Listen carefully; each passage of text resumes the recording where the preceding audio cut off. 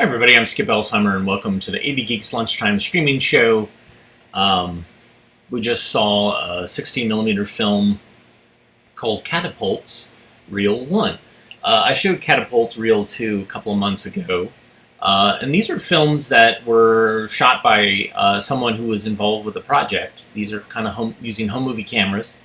And this one has the intertitles and kind of gives you an idea of what the impetus was behind this project. And this is early kind of proto-drone technology. Like this is, the ability to launch these things for reconnaissance, like there'd be cameras in there, or there'd be other things that you could do, deliver things, payloads, etc. This is early.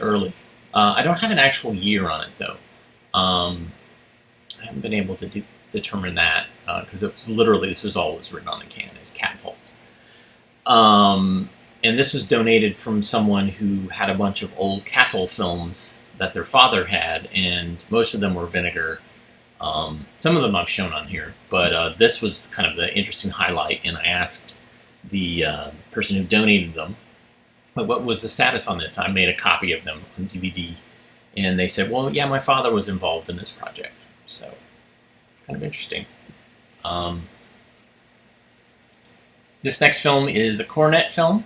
We have been scanning, digitizing Coronet films, and this one has been faded. We haven't found the Kodachrome version of this one yet, but it's still great nonetheless. This is The Three Little Pigs, background for reading and expression.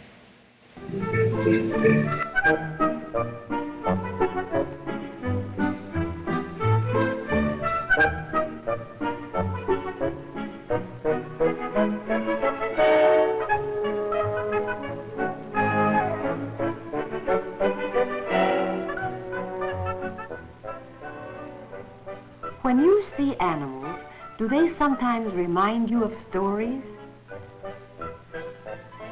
Do you like to watch them and think about stories you have read or listened to?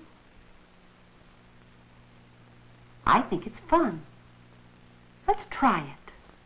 Look, here are 1, 2, 3 baby pigs with their mother. Is Mother Pig worried about something? Is the dog worrying her? Yes. She seems to think the dog may hurt her babies. A mother pig, 3 little pigs, and a dog. Do they remind you of a story? They make me think of one called The 3 Little Pigs. It's about 3 little pigs and a wolf. The wolf in the story looks something like a dog. Like many stories that never really happened, this one begins, once upon a time. Once upon a time, there were 3 little pigs who lived with their mother. She taught them many things about how to take care of themselves. She taught them to hide from the wolf. Then, one day, Mother Pig sent the little pigs out to seek their fortunes. Now, the first little pig followed a path that led across an open field. Soon he met a farmer with a donkey carrying a load of straw. When the farmer saw him, the little pig said, "Please give me some straw. I want to build a house." And the farmer did. So the first little pig started to build his house. Soon the little straw house was finished. The first little pig thought it was a fine house. Not far away, the wolf had been watching all the while. When the little pig saw the wolf, he decided to go in his house. And when the wolf moved closer, the little pig shut himself in. The wolf came up to the door. Little pig, he called, "let me in." "No, no," called the little pig, "not by the hair of my chinny chin chin." That made the wolf very angry. He cried, "Then I'll huff and I'll puff and I'll blow your house in." He huffed and he puffed The little pig ran out the door just before his straw house fell in. The little pig didn't know which way to go. Then he ran straight back to his mother, and the wolf never saw the first little pig again.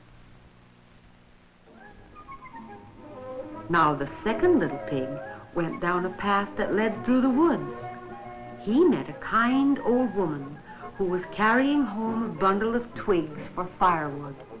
The little pig said, "Will you please give me some twigs so that I may build a house?" The kind old woman gave him the whole bundle of twigs. So the second little pig started to build his house. Soon it was done, and the second little pig was very happy. But he was not alone. The wolf had found him, too.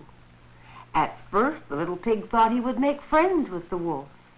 But then he remembered what his mother had told him and shut himself in his house. Little pig, let me in." "Not by the hair of my chinny chin chin." "Then I'll huff and I'll puff and I'll blow your house in." He huffed and he puffed. The little pig got out just in time, and the wolf never saw the second little pig running back safely to his mother. The third little pig went beyond the field and the woods and over the hill, looking for just the right place to build his house. Whom should he meet but a man carrying a load of bricks? When the man stopped, the little pig said, "If you would give me some bricks, I'd be very grateful, for then I could build a fine, strong house." So the kind man gave the third little pig all the bricks he would need to build a house. Building with bricks took a long time. It was hard work, too. Finally, the little brick house was finished. It was a fine house. But up on the hilltop was the wolf. He had found the third little pig, too. Just in time, the pig got safely inside his house. Little pig, let me in." "Not by the hair of my chinny chin chin." "Then I'll huff and I'll puff and I'll blow your house in." He huffed and he puffed, but he didn't hurt the strong brick house a bit. Inside, the third little pig was safe and sound. Then the wolf tried to trick the little pig. "I'm much smarter than that pig," he thought. So he said, "Meet me tomorrow morning at 6 o'clock at the garden. I'll find some nice fresh turnips for you." "Turnips," thought the little pig. "That sounds good." And the wolf thought, "I'll get him tomorrow morning at 6 o'clock. But at 5 o'clock the next morning, the little pig got up and hurried to the turnip patch. And a few minutes before 6, he was home again with all the turnips he wanted. Out at the turnip patch, the wolf grew very tired and hot, waiting for the little pig. Of course, the pig was safe. To catch him, the wolf would have to try again. The next morning, they were to meet in the apple orchard. The pig was already busy picking apples when the wolf arrived. "Here," called the pig, "is the very best apple. I saved it for you."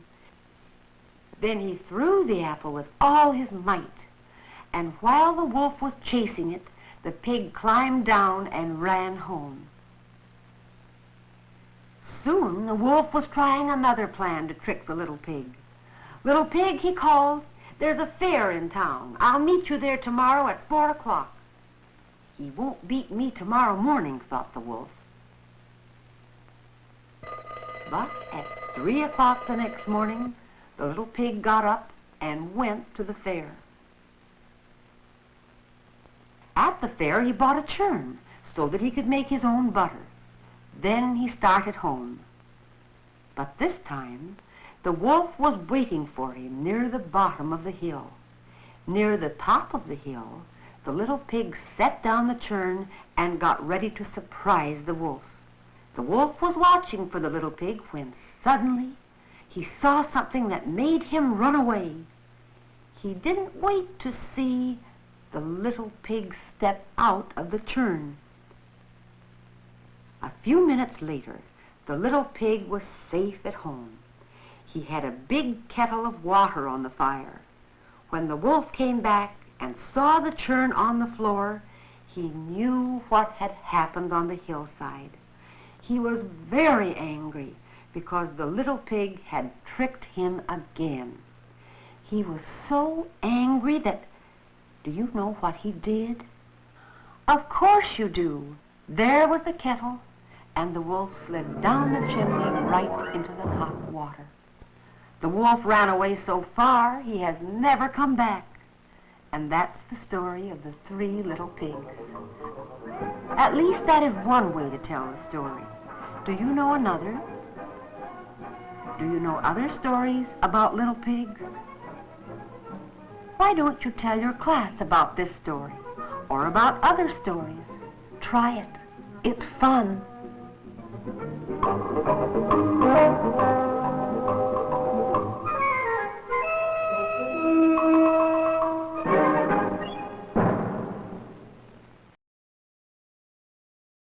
Well, that story's kind of fleshed out a lot more than I'm used to and what I remember. But I seem to would think that the wolf would just not use his brain and would just use brute force to terrorize the pig. That's my take on it. Is at some point, if they're constantly getting tricked, it's like, you know what? I'm just going to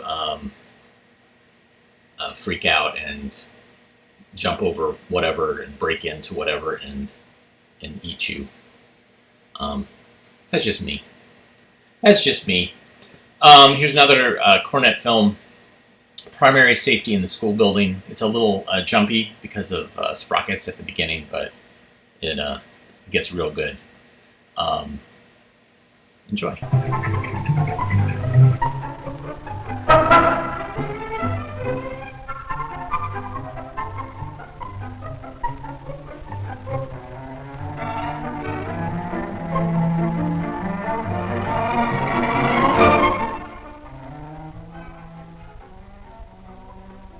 When you are working in your class, do you sometimes forget some of the safe ways to do things to keep from getting hurt? Well, today in Miss Johnson's room, they've decided to play a safety game that will help everyone think of safe ways to do things in school. And all of us who are watching can play the game with them. Here's how the game is played. Today, it's Bill's turn to be the safety guide. The safety guide is going to watch the things the class does. When he sees a good, safe way, he'll give it the go sign, just like a traffic light. And he'll raise the stop sign when he sees a way that is not safe. If Bill doesn't see it, someone else will. Now he's watching a group at work, and all the rest of us are watching their safety practices. Look closely now.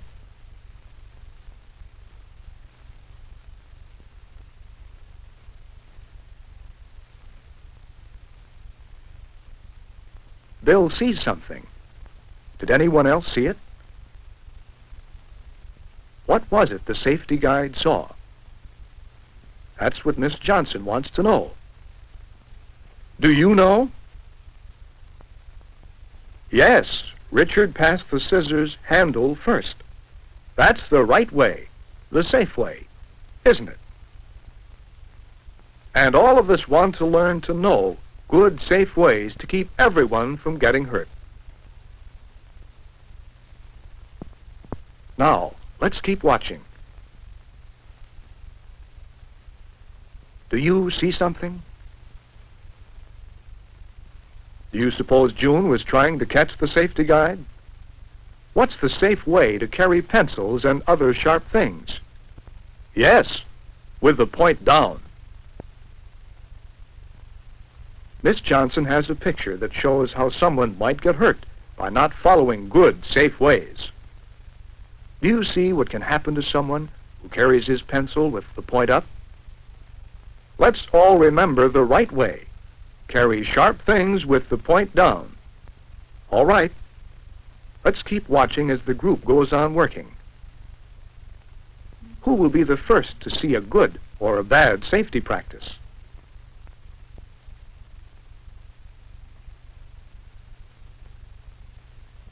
Do you see something? Doris sees it, but the safety guide doesn't. Miss Johnson wants Doris to show what it is.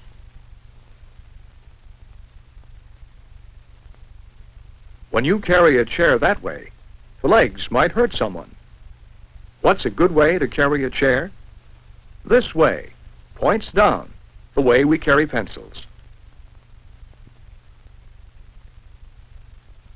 The class beat the safety guide that time. Bill will have to look sharp, won't he? Are you watching the way the class is watching? And Bill is watching? Let's see if you are.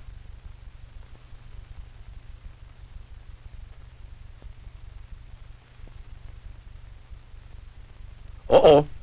Do you see what the safety guide sees? Does Marilyn see her own bad safety habit?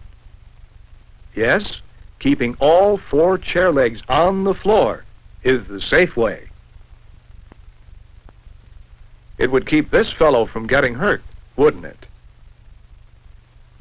So everyone will keep his chair right square on the floor.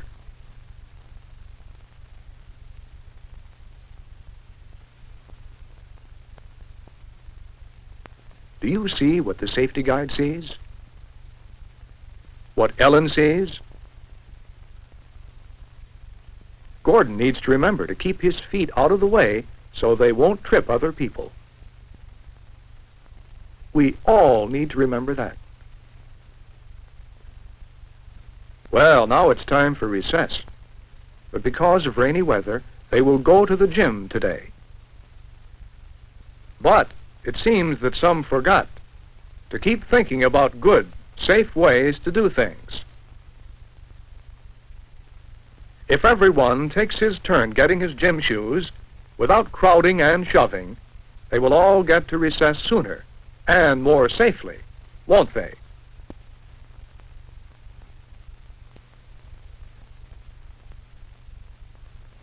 Now, Clark has a question for Miss Johnson. Is it good safety to walk around with a shoelace dangling? No, it is not. Bill's going to watch that from now on. And we can watch for more safety practices on the way to the gym.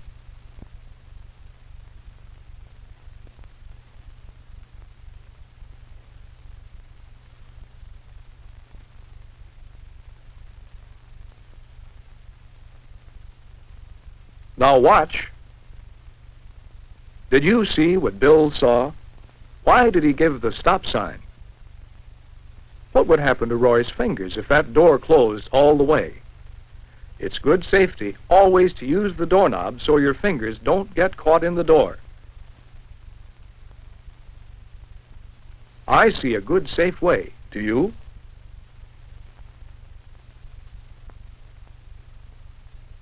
The safety guide sees it too.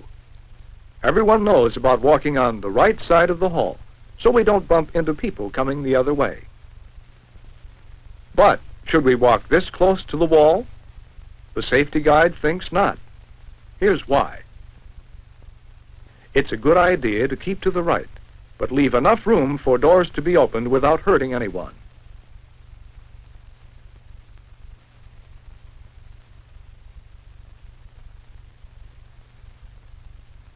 What about safety on the stairs? It's a good practice to hold onto the handrail to keep from getting hurt if you should slip. And to walk not jump or run. These are good, safe ways. Do you remember the others we've seen? How do we pass the scissors? That's right, handle first. How do we carry pencils or sharp points? We carry them point down. How do we carry chairs? Yes, with the legs pointed down. How do we sit on a chair? We keep our chair legs on the floor, all 4 of them. And we keep our own legs out of the way so no one trips over them. When we go somewhere or do something together, do we push or shove? No, we wait for our turn without crowding or hurrying.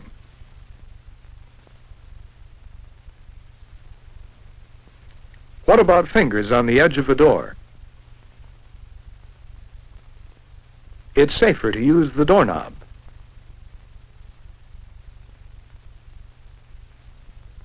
Do we keep to the right? Yes, but we leave enough room so doors can open without hurting anyone.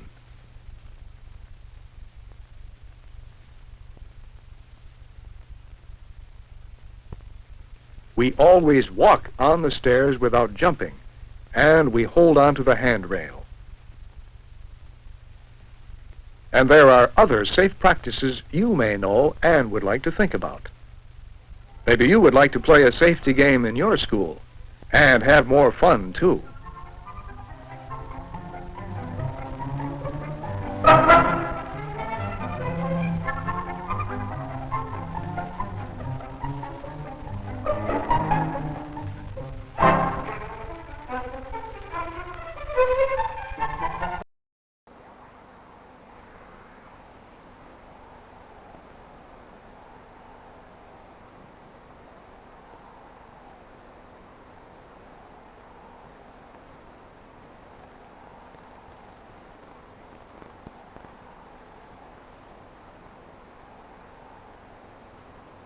This is the fairground where the fair is held. Every year about this time, this becomes a place of work and excitement, for they're getting ready to hold the fair. Here, the fun of the fair is in the making. All the shows and rides and make-believe of the Midway. Here, too, from far and near, farm folks are bringing in the products of the harvest, the choicest of their animals, the finest of the things that are grown on the farms. Here at the Olsons' farm, they're getting ready for the fair, too. Into the truck goes one of the calves that Johnny Olson has raised. Each of the boys is taking his finest calf to the fair. This is Johnny, and this is bigger brother Bob. Sister Ann is going, too. She's taking her 4 pigs. Mrs. Olson is ready to start. But first, she must see what Mr. Olson is taking to the fair. It's a sample of his corn, the very finest ears. Everyone ready? It's time to go. And now they're off, with their corn, their pigs, and their calves, to have a day of work and of fun at the fair.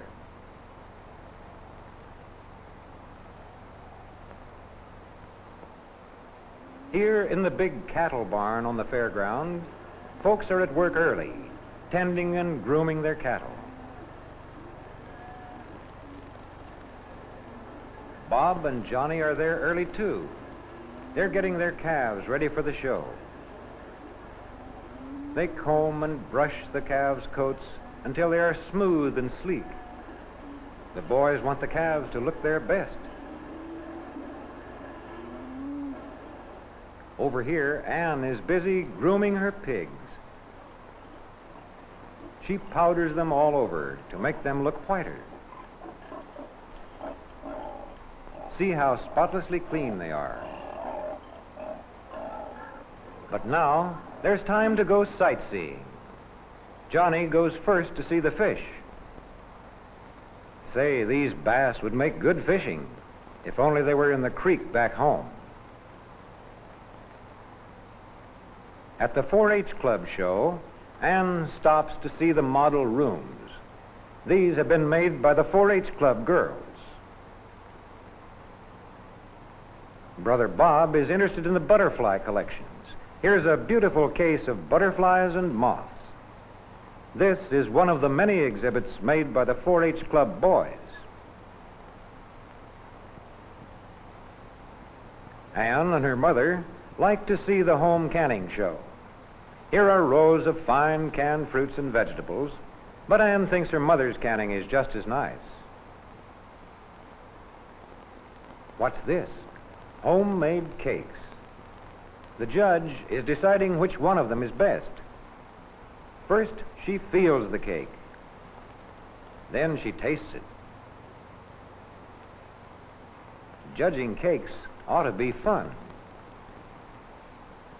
Here in the grain show, Mr. Olson is watching while the judge decides which farmer has the best corn. The judge feels the weight and shape of the ears. Then he looks at the evenness of the rows of grain and the size and shape of the kernels. But surely none of the corn is quite as fine as Mr. Olson's. It's time for lunch. Most of the visitors at the fair have a quick bite at one of the lunch stands.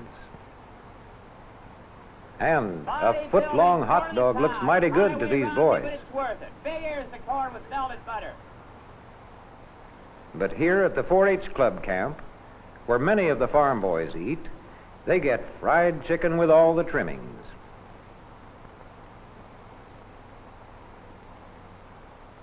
Other fairgoers like to picnic on the grass like this.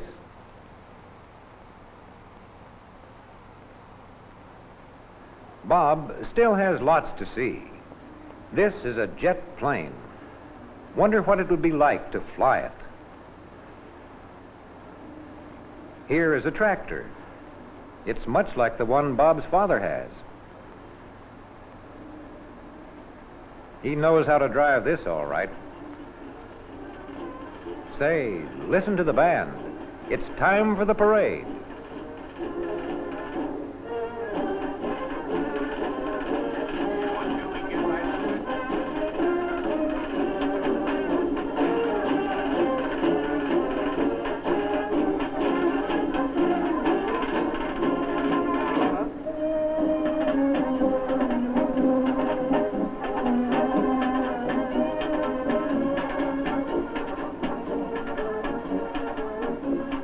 The parade is put on by the farmers' clubs from all over the state. This float was made up by one of the 4-H clubs. Now at the grandstand, the races are beginning. A car gives the starting signal, and here come the racers down the track and away.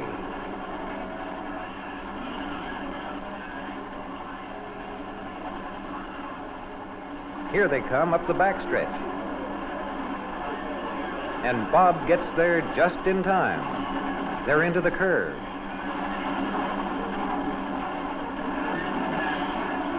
They're going into the home stretch. And here they come across the finish. The race is over.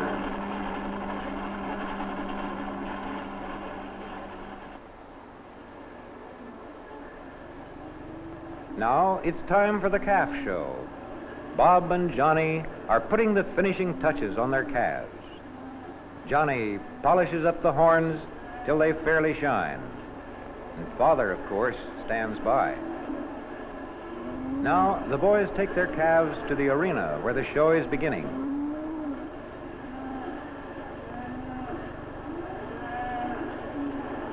Into the big, shadowy arena, many other boys and girls are leading their calves. Here come Bob and Johnny. They take their places in a long line. The judge is to choose which among all these calves is the best. Bob and Johnny hope he'll choose theirs.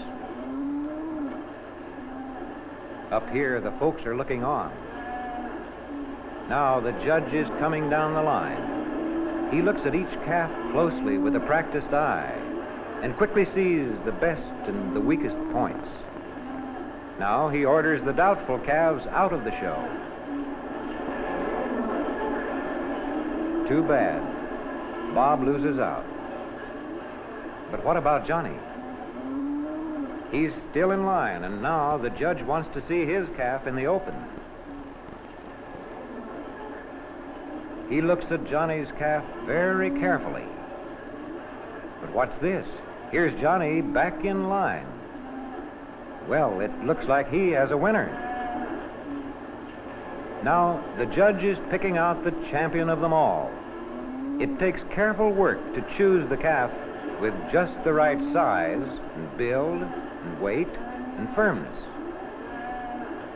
One by one, the judge ranks the calves and sends them back to their proper places in the line. At last, the choice is made. The judge's work is done. He has picked the winners. Well, the champion's blue ribbon goes to a girl. Johnny gets a ribbon, too. His calf is a winner. Now the day's work is over, and it's time for fun. The gates to the Midway open on 100 ways of having fun. There are shows and games of every kind. And, best of all, a thrilling ride on the giant Ferris wheel.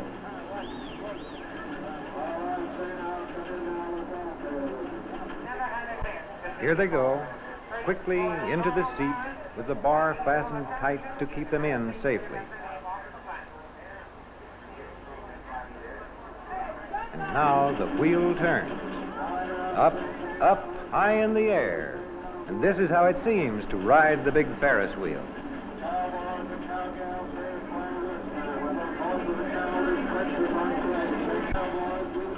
And now for a ride on the whip. This is how it seems to ride on the swooping, whirling whip. Too soon, the rides are over. And too soon, all the fun comes to an end. But our friends are very happy. They've had a wonderful day at the fair.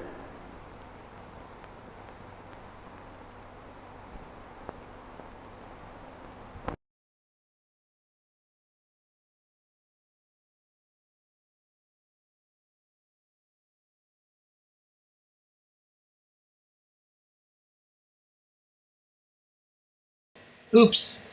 I was doing some color correction in another room. Came back.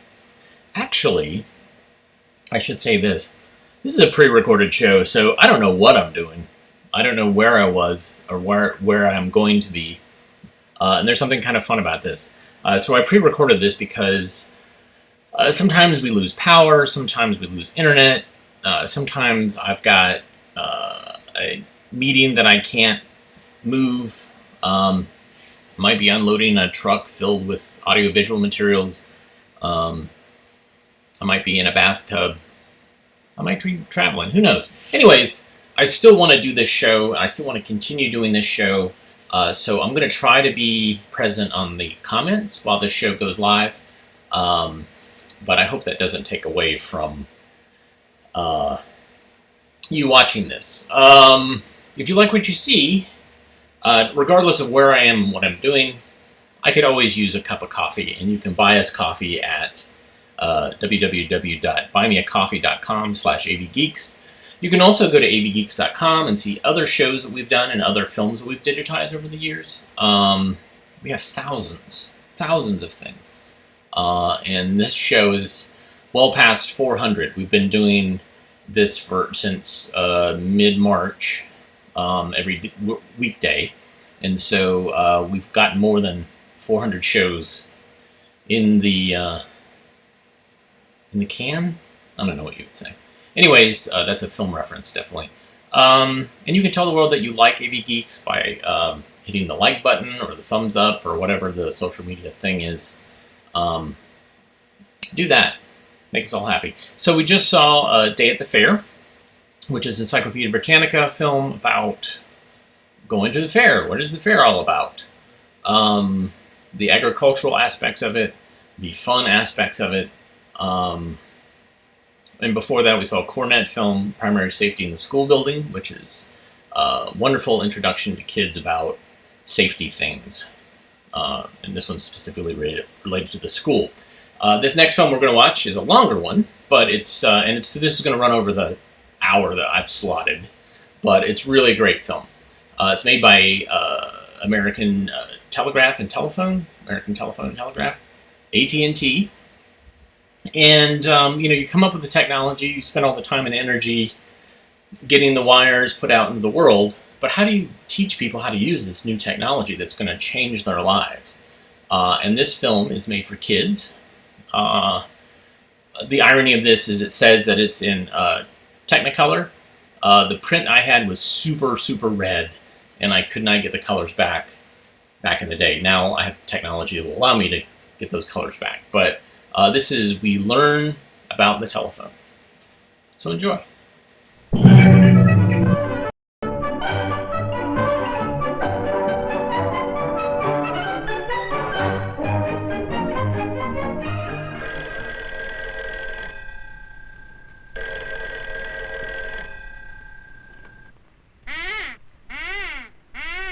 That's no way to answer the phone, Susie. Hello, Matthew's residence. This is Jimmy. Just a minute, please. Uncle Bill, Captain Adams wants to talk to you. Thanks, Jimmy. Hi, Captain. This is Bill. No, we don't usually have ducks answer the phone. That one belongs to Susie. My niece and nephew are visiting me, and I promised to take them on a picnic. Oh?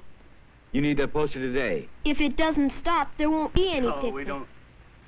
The thing you call. Cracker Bring it likes over. it. Yeah, it's great weather for ducks. Oh, sure. Glad to do it. Goodbye. Captain Adams wants this poster I've done for him delivered to him at police headquarters today. I'll drop it off on our way to the park. Good thing I got that phone call. If he hadn't reached me, I wouldn't have gotten it to him on time. I never thought about that, Uncle Bill. You never thought about what? What did people do before the telephone was invented? How did they get messages to each other in a hurry? Well, while we're waiting for the rain to stop, let's see if we can find out by playing make-believe. Oh, good. That sounds like fun. Now, here's our friend.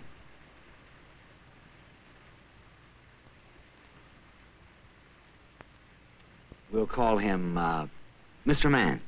He's going to take us back thousands of years, way before telephones or televisions or Telstar. He looks a little like you, Uncle Bill. He looks a little like all of us, Jimmy. You ready, Mr. Man? Man has played many parts during the years he has lived on Earth. So let's make believe we're going back in time. Thousands and thousands and thousands of years ago? That's right. When man lived in caves and hunted for their food. Found a herd of buffalo. At last, meat for supper. Run and tell the others to bring weapons, or else supper will run away. The only way Mr. Caveman knew how to get a message from one place to another was to send a runner. As civilization grew, man's way of life changed. But he still used runners to send messages. The Egyptians used runners. It took 2 days for a Greek runner to bring the news of a great victory. He is getting tired.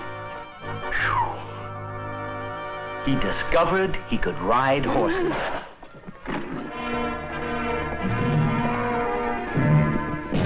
The Romans used horses. So did the knights.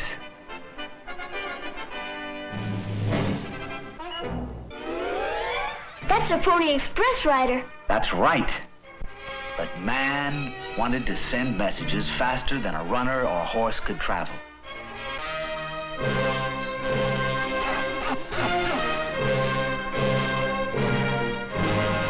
He's sending an Indian smoke signal.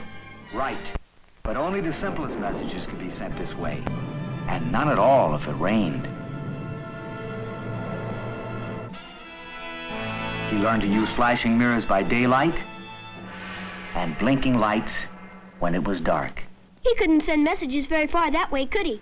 No, Jimmy, he couldn't. But man has always been able to solve his problems by inventing new things. That's a telegraph message. Yes. About 125 years ago, Samuel Morse invented the telegraph, a way to send code messages over an electric wire. The code was made by using different clicks for each letter of the alphabet. First message sent over 40 miles of wire was, "What hath God wrought?" The telegraph was, and still is, wonderful. But Mr. Man wanted to send his voice over a distance, to carry on a real conversation. Then in 1876, a man found a way. He invented the telephone. Hey, that's your phone, Uncle Bill. Hello, Matthew's residence. This is Jimmy. Hi, Mom. Hi. Yes, we got here before the rain started. Uncle Bill's going to take us on a picnic if it lets up. Fine. We're playing make-believe. I'll tell you about it when we get home. Good. Okay, Mom. Bye. What are you doing, Susie?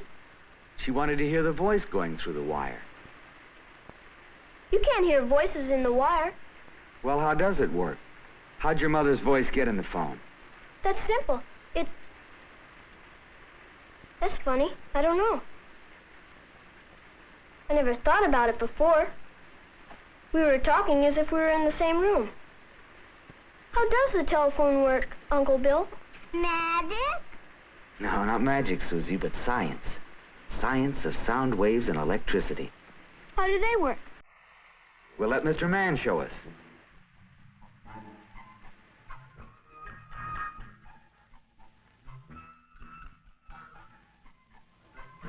We'll pretend now he's a musician. All sounds come from a movement of the air, back and forth, like waves. I don't see any waves. See the string move back and forth? I have seen strings and rubber bands move back and forth, but I've never seen a sound wave. Well, you can't really see them, you hear them. But if you could see them, they'd look like this. Different kinds of sounds make different kinds of sound waves. A low sound makes a different wave than a high sound.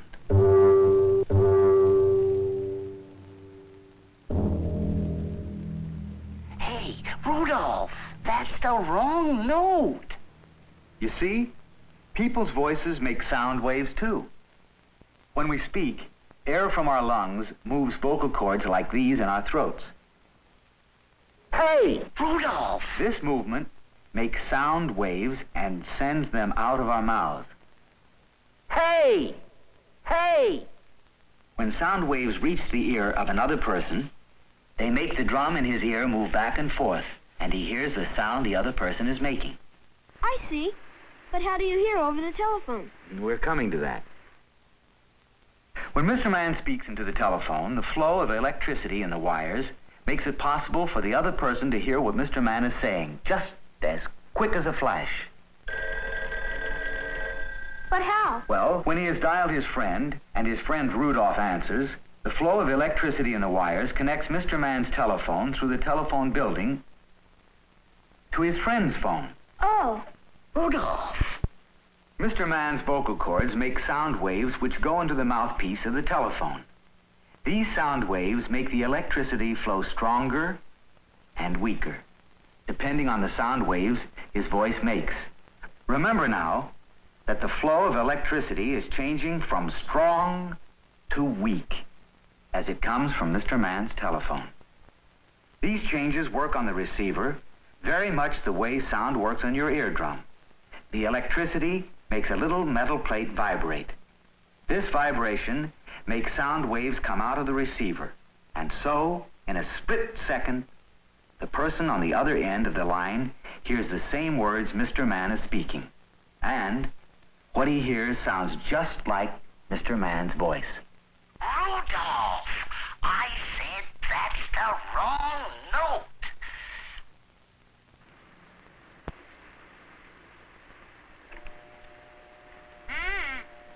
Susie. You shouldn't play around with the telephone. Somebody may be trying to...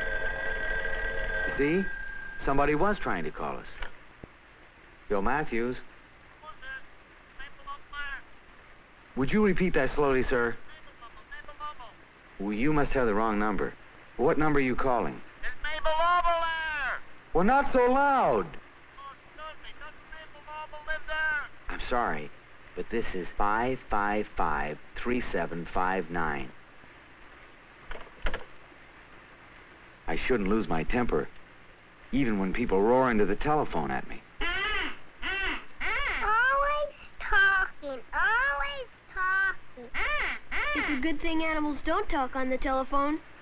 Say, let's pretend we're at a talking animal circus. Mr. Man can be the ringmaster. Sounds like fun. There we are. May I draw his whip? Sure.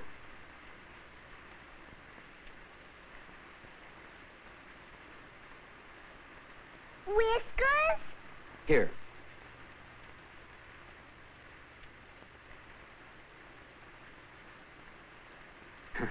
All set, Mr. Man?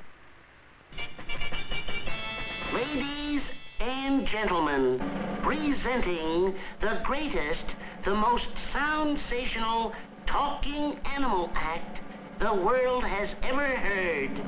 Introducing the lion and the mynah bird. Miss Myrtle Minor Bird speaking. How are you? Please don't roar at me. What did the lion do wrong, Jimmy? You don't have to shout into the telephone to be heard. That's right. Just use your normal speaking voice and speak directly into the mouthpiece. I'm sorry, Myrtle. Presenting the impatient squirrel and the sleepy bear. Watch, Jimmy. When you dial, you should make sure you bring your finger all the way around to the finger stop. Then for each number, let the dial go all the way back by itself. Each number, all the way. Then let go. See? Yes, sir.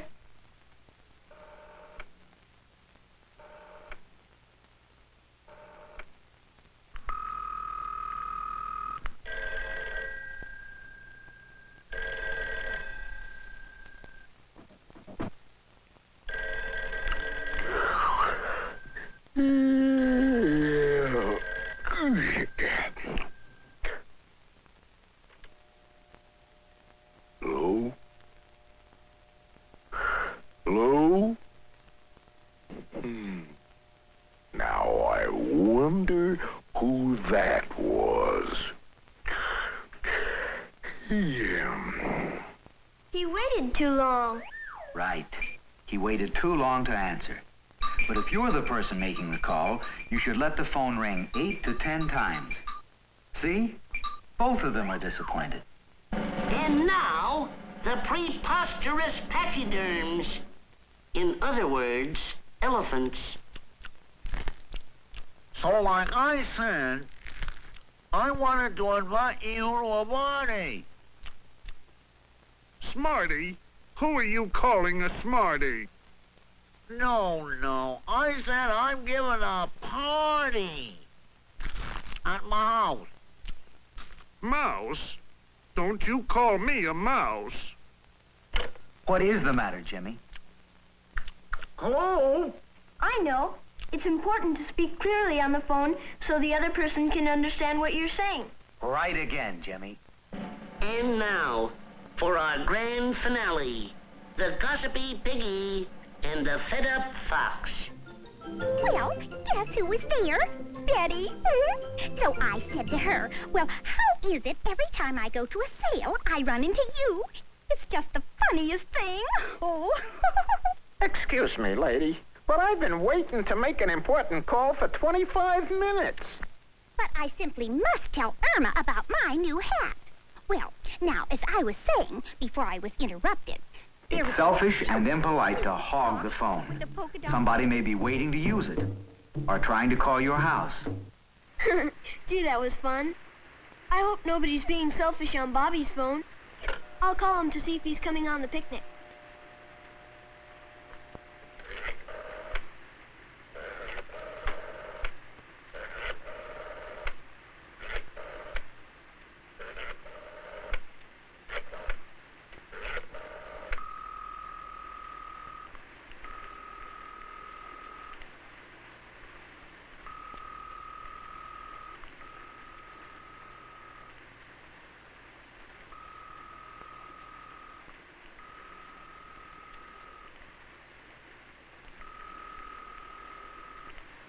No answer.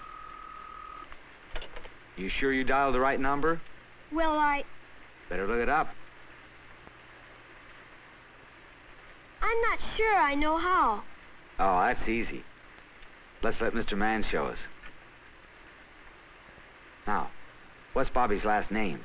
Martin. Robert Martin. We call him Bobby. What's his father's first name? His name is Robert. Well, Mr. Mann is ready. Attention!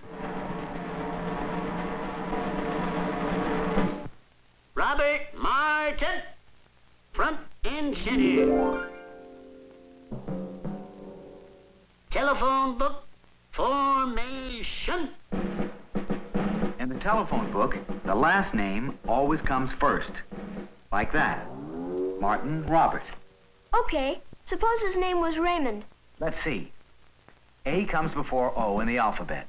So R-A of Raymond comes before R-O of Robert. I know. And the telephone book is arranged in alphabetical order, as in the dictionary and the encyclopedia, where we look up words and facts. Raymond Martin, telephone book formation. How about Roger Martin? You try it, Jimmy. Let's see. All the letters are the same up to this point, but the next ones are different. In the alphabet, we see that G comes after B. So Roger is listed after Robert under the Martins in the telephone book. That's right, Jimmy. Good. Roger Martin, telephone book formation. Now, what if his name were Robert Mayer?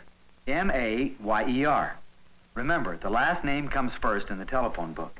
Well, May comes after Mar because Y comes after R in the alphabet. So Robert Mayer would be after all the Martins in the telephone book. Right again. Now I can do it.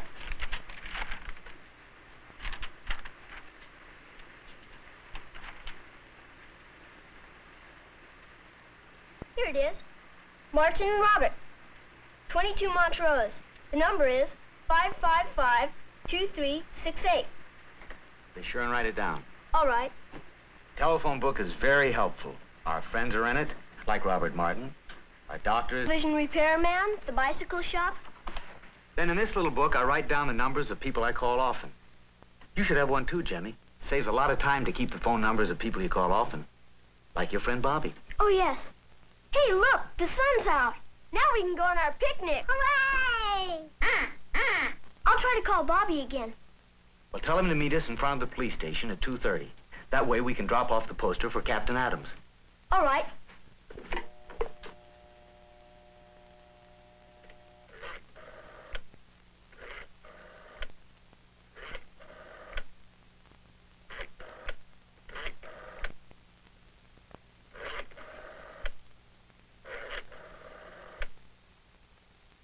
Hello, Mrs. Martin. This is Jimmy Matthews. May I please speak to Bobby? Thank you. Hi, Bobby. Listen, we'll meet you in front of the police station at 2:30. Don't forget to bring your ball and glove.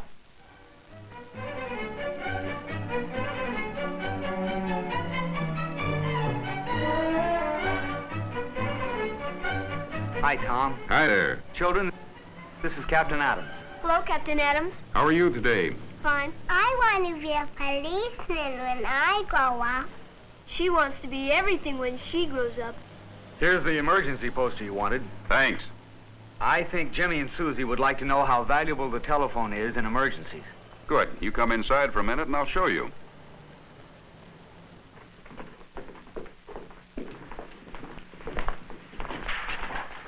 Now, the telephone helps us because it lets us know right away when we're needed and how, when, and where we can help people.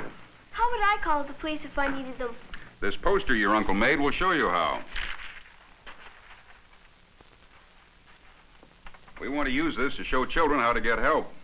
In an emergency, you dial 0 to get the telephone operator. Be sure you hear the dial tone first. Remember? Yes, sir. A 0 is the last hole on the dial. Now see? Be sure you bring the dial all the way around to the stop. Then remove your finger and let the dial go back. Now you dial 0 once and the operator will answer. Then what? Then you say, "I want a policeman, please," and the operator will connect you with the police station.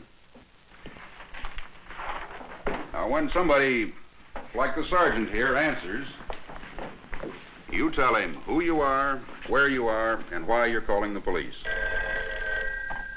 Police station, Sergeant Evers. Oh, that's too bad. May I have your name and address, please? Mrs. Jane Hoskins. Mm-hmm. 42 Barton. And your phone number? 555-1029. How old is Linda? 5. 5. Yes. Where did you see her last? In our front yard.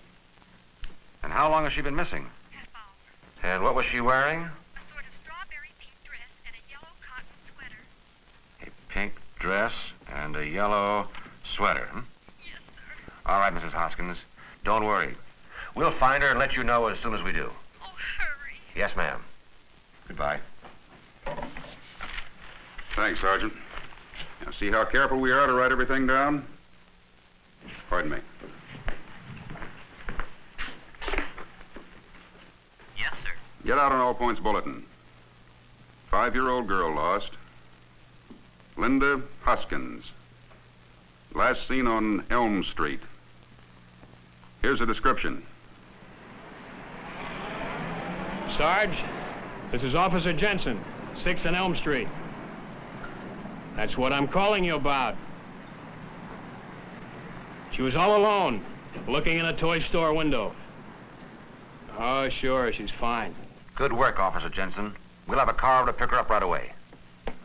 See how the telephone helps us do our job? Call Mrs. Hoskins and tell her we found her little girl. Over here at the window, I want to show you something.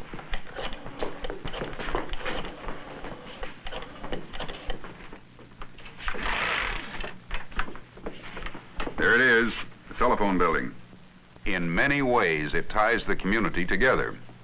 When you dial a number, this equipment inside the telephone building automatically connects you with the person you're calling, whether he's across the street or miles and miles away. Thousands and thousands of calls go through here every day. This is Riley's Dairy. We need 50 pounds of butter. 50 pounds of butter. And 1 crate of large eggs. We'll deliver it today. This is Mrs. Lee, Doctor. When can I bring Tommy in for his checkup? Let me see. How about Tuesday, 4 o'clock? That will be fine. Eddie's Garage, Joe speaking. This is Les Perkins. My produce truck's broken down. I don't know what's the matter. Oh, where are you? Highway 26 near Maple Avenue. Okay, Les. I'll be right out. Lena's mother asked me to stay for lunch. May I? All right, Maria, but be home by 3 o'clock. I will. That shipment gone to Plainview yet? Not yet, Carl. We're loading it now. Good. Listen, Jess, they just called. They want 3 more cartons of soap. Okay, Carl. But telephone service wouldn't be complete without people to handle special calls and emergencies. Let's hear what the operators are saying. Mr. Hanson, please, long distance calling. I'm sorry, the line is busy. I'll keep trying and call you. Mr. Marco, I'm ready on your call to Honolulu. I'll connect you with the fire department. On your call to Sunnyside, Mr. McCarthy will be back in an hour. Will you talk with anyone else? Thank you.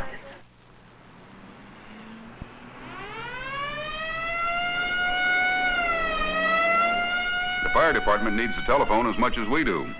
I'm sure of that. Well, thanks a lot, Captain. Not at all. Thank you for bringing the poster. Have fun, everyone. Goodbye. It's after 2:30. I wonder where Bobby is. I'm sure he'll be here soon. Like Quacker. Jet plane flies a lot higher and faster than Quacker. Can telephones reach up into the sky? They can and they do. And even more amazing, men are working with communication satellites that orbit the Earth. These satellites can carry telephone messages and television pictures to and from many different parts of the world. And outer space? Yes, Jimmy, outer space too. Man himself is in it. All systems go. A-OK. Why, it's Mr. Man. Yes. And just think, Jimmy and Susie, someday in the future you may pick up a telephone and soon be talking with your friend, even if he's on the moon. When do we go, Uncle Ben? Pretty soon. Hey, Jimmy! Here he comes.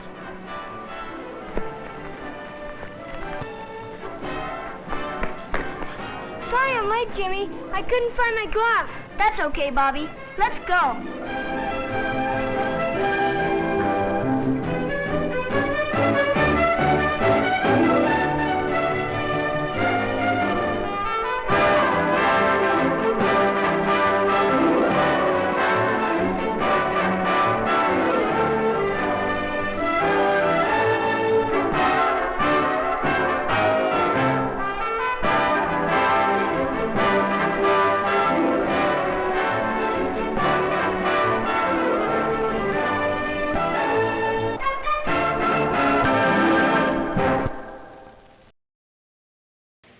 So that was Jerry Fairbanks' company that did that and probably animated it, but there was definitely a Mel Blanc voice.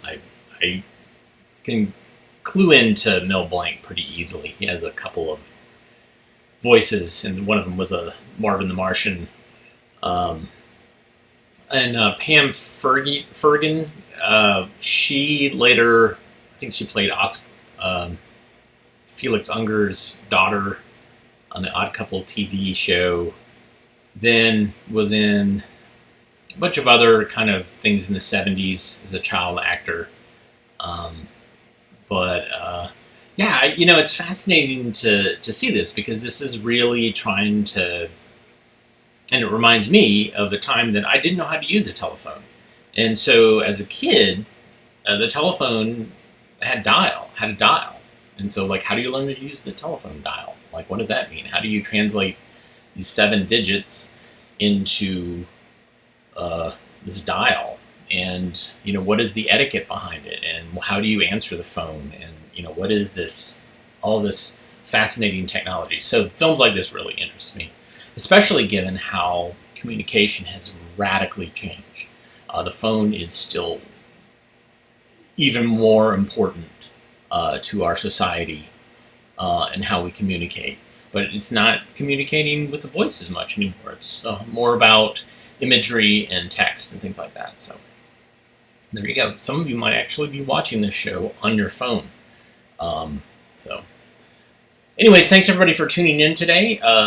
We will be back on the next weekday at 1 o'clock. If you like what you saw, you can buy us some coffee. You can tell the world that you like AV Geeks, that what we're doing, kind of, even though today's show might not have completely tickled you, future shows might. So give us a like, give us a subscribe, tell us what you like, and share this with friends and family and your enemies. Anyways, we'll be back soon. Thank you so much for tuning in, and I hope to see you next time. So, as always, we look to the film can tell us what to do, and it tells us to please rewind and love each other. It seems like pretty good advice. Everybody take care.